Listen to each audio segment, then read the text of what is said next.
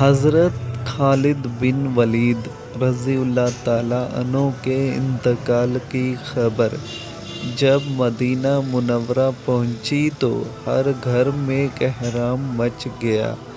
جب حضرت خالد بن ولید رضی اللہ تعالیٰ عنہ کو قبر میں اتارا جا رہا تھا تو لوگوں نے یہ دیکھا کہ آپ رضی اللہ تعالیٰ عنہ کا گھوڑا اشجر جس پر بیٹھ کے آپ نے تمام جنگیں لڑی وہ بھی آنسو بہا رہا تھا۔ حضرت خالد بن ولید رضی اللہ تعالیٰ عنہ کے ترکے میں صرف ہتھیار، تلواریں، خنجر اور نیزے تھے۔ ان ہتھیاروں کے علاوہ ایک غلام تھا جو ہمیشہ آپ کے ساتھ رہتا تھا، اللہ کی لپکتی تلوار جس نے دو عظیم سلطنتوں روم اور ایران کے چراغ بجھائے۔ وفات کے وقت ان کے پاس کچھ بھی نہ تھا۔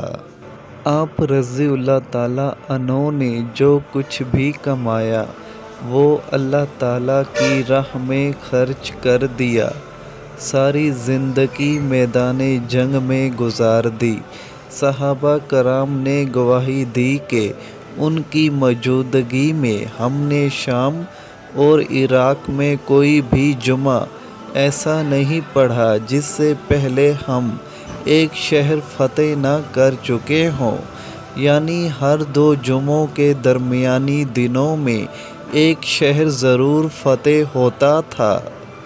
بڑے بڑے جلیل القدر صحابہ کرام نے حضور صلی اللہ علیہ وسلم سے حضرت خالد رضی اللہ تعالیٰ عنہ کے روحانی تعلق کی گواہی دی۔ خالد بن ولید رضی اللہ تعالیٰ عنہ کا پیغام مسلم امت کے نام: موت لکھی نہ ہو تو موت خود زندگی کی حفاظت کرتی ہے، جب موت مقدر ہو تو زندگی دوڑتی ہوئی موت سے لپٹ جاتی ہے۔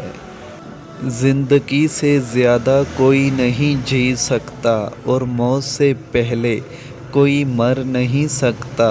دنیا کے بزدل کو میرا یہ پیغام پہنچا دو کہ اگر میدان جہاد میں موت لکھی ہوتی تو اس خالد بن ولید رضی اللہ تعالیٰ عنہ کو موت بستر پر نہ آتی۔